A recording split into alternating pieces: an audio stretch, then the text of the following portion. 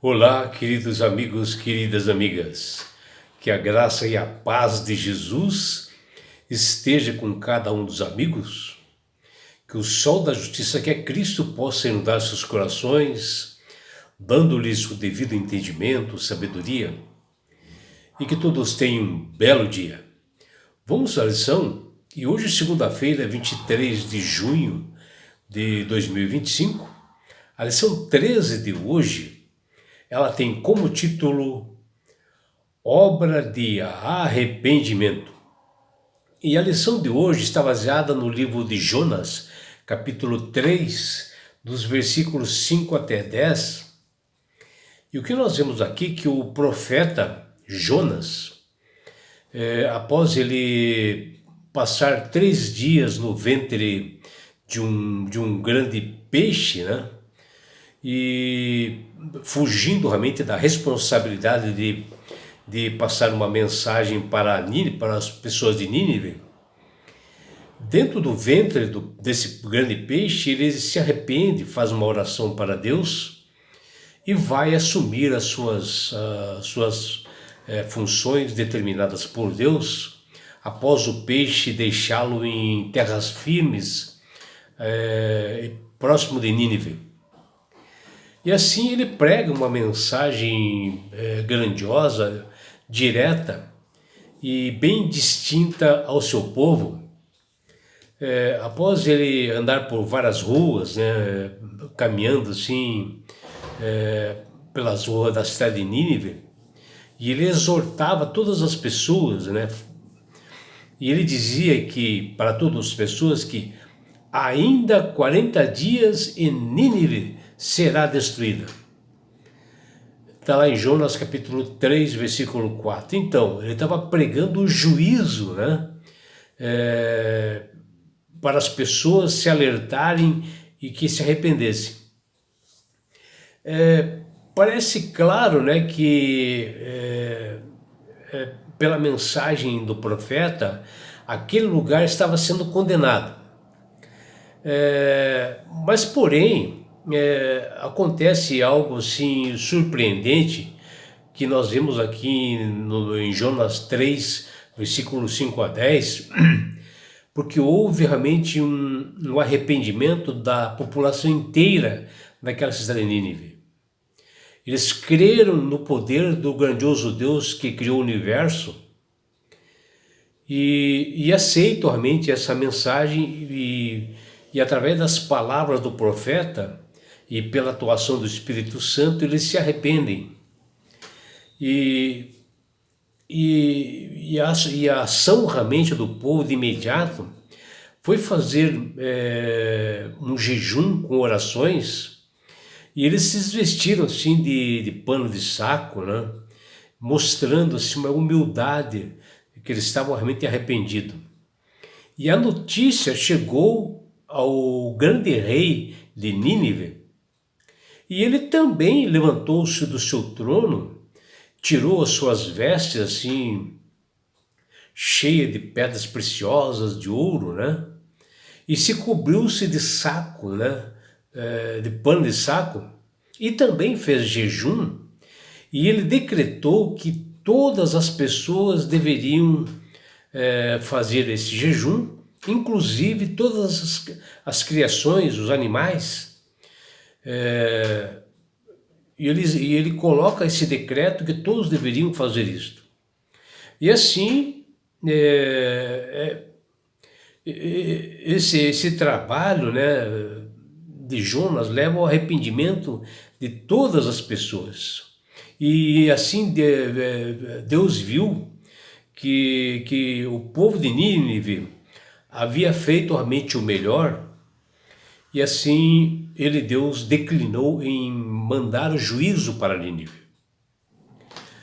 O que nós devemos assim lembrar é de que algumas profecias, né, como esta, falada para o povo de Nínive, com o anúncio, né, da destruição da cidade de Nínive, elas eram condicionais, né? E ela seria destruída a menos que o povo se afastasse da maldade, né, se arrependessem, que está lá que também é mencionado em Jeremias capítulo 18, versículos 7 a 10. No entanto, outras profecias que estão nas Sagradas Escrituras, elas não são condicionais. Ou seja, elas serão cumpridas não importando a resposta humana. E a marca da besta, as últimas pragas e a perseguição dos tempos, no fim dos tempos, né? Tudo isso ocorrerá, porque são realmente profecias que não são condicionais, elas acontecerão, aceite as pessoas ou não. As obras e as escolhas das pessoas é que determinarão apenas de que lado elas estarão quando se cumprirem, né, os eventos finais preditos pelos profetas, porque Deus dá esse livre-arbítrio para você aceitar ou não, mas as profecias acontecerão, principalmente o juízo final. E isto realmente que nós devemos raciocinar, de que existem realmente essas profecias, que elas não são condicionais, né? E a mensagem que Jonas deveria dar aos ninivitas, ela era bem distinta, assim, ou seja, direta a este povo ninivita mau, né? Era um aviso claro a esta cidade de que realmente, se eles não se arrependessem, ela seria destruída. E ele, Jonas, pregou por todas as ruas, dizendo: ainda 40 dias e Nínive será subvertida, ou seja, será destruída, que está lá em Jonas capítulo 3, versículo 4. O lugar estava assim condenado, né? A mesma linguagem que aparece lá em Gênesis 19, para a destruição total de Sodoma. Deus estava preparando o castigo final para Nínive. O profeta passou de 3 dias, sim, apregoando, né, com firmeza a mensagem divina, aí aquela cidade, porque era uma cidade muito importante diante dos olhos de Deus, e ele queria que salvasse realmente os ninivitas, que está lá em Jonas capítulo 3, versículo 3. Embora a palavra enviada pelo profeta não se cumpriu, né, porque os resultados da atuação do Espírito Santo, no intervalo de 3 dias, assim, foram incríveis, né, pela aceitação do povo ninivita, que nem Moisés não pôde testemunhar quando ele pregou ali por 40 anos, pastoreando o povo de Israel, né, e levou todo esse tempo, né?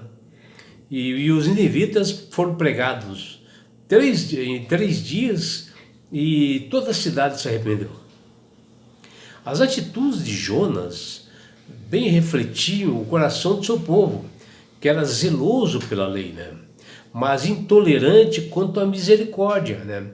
Diferentemente né, de Abraão, quando ele questionou sobre a possibilidade de haver justos em Sodoma e Gomorra, que está lá em Gênesis capítulo 18, versículos 22 e 23. Aqui, no caso de Nínive, Jonas esperava que a mesma destruição que baniu essas cidades, né, de Sodoma e Gomorra, também caísse sobre Nínive. Mas aconteceu algo surpreendente, né, que frustrou assim, por completo as ideias e as concepções do profeta, e acerca dos seus ouvintes. Jonas foi uma testemunha ocular da maior história da conversão coletiva nas páginas das Sagradas Escrituras. A inclusão até dos animais indica uma submissão total de toda criatura, e o fato de que aqueles povos eram da prática de adoração de certas assim, espécies de animais. A prática do bestialismo também era muito comum entre os povos pagãos. Mas esses ninivitas acabaram se arrependendo. Eles reconheceram que tudo que eles respiravam estava contaminado pelas abominações que até haviam cometido. Tanto é que o rei pede que até os animais fizessem jejum, né?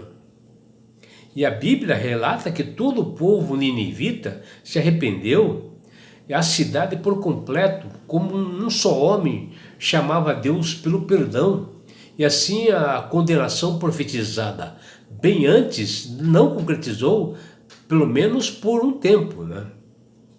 A condenação que era certa para os ninivitas foi evitada porque o Deus de Israel foi exaltado e honrado em todo momento pelos pagãos, por aquela cidade pagã chamada Nínive, e a lei de Deus foi reverenciada naquele momento.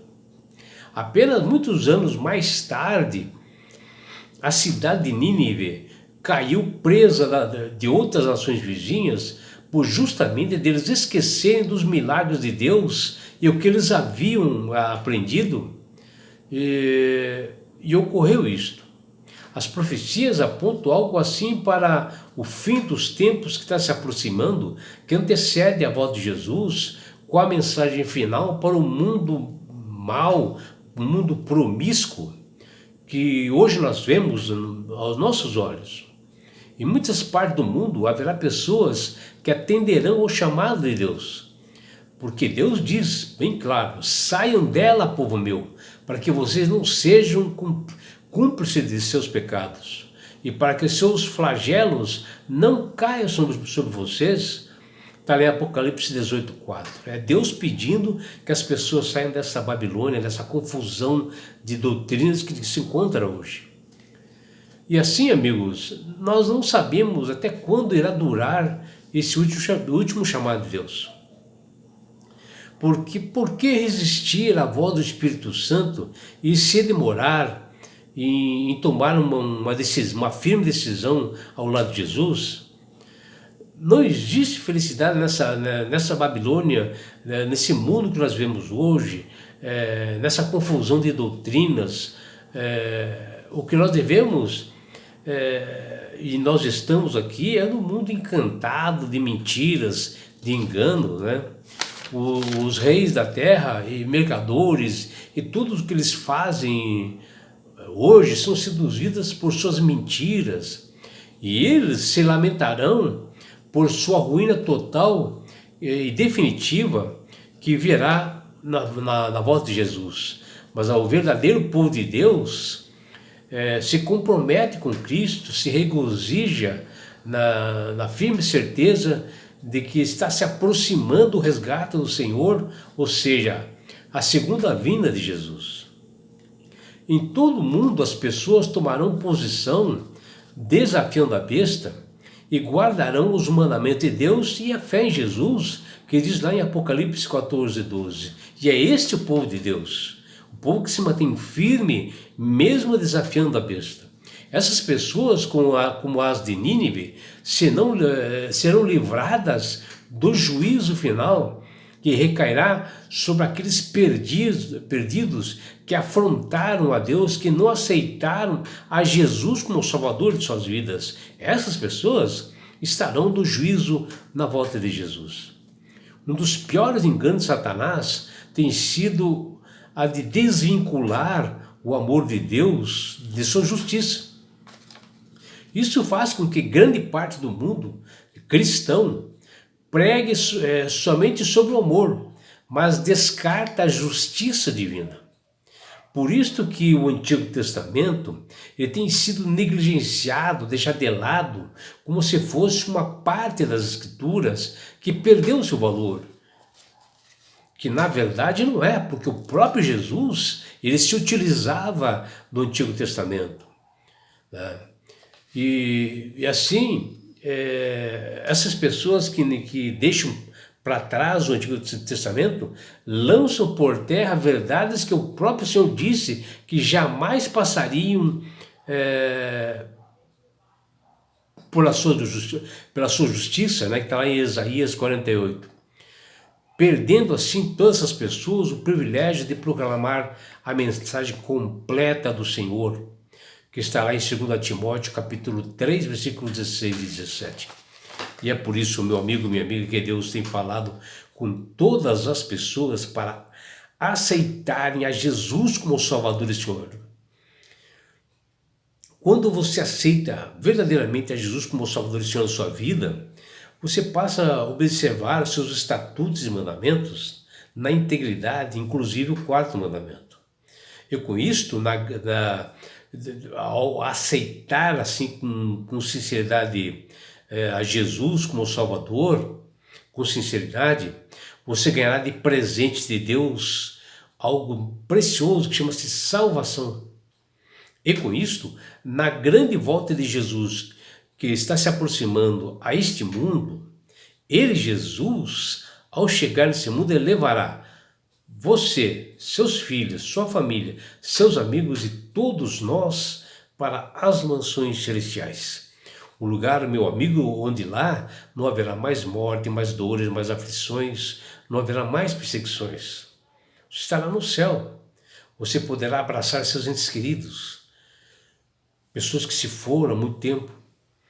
Você também participará da grande bodas do Cordeiro, do casamento, da união do noivo, Jesus, com a sua noiva, a igreja, que somos nós, numa grande festa.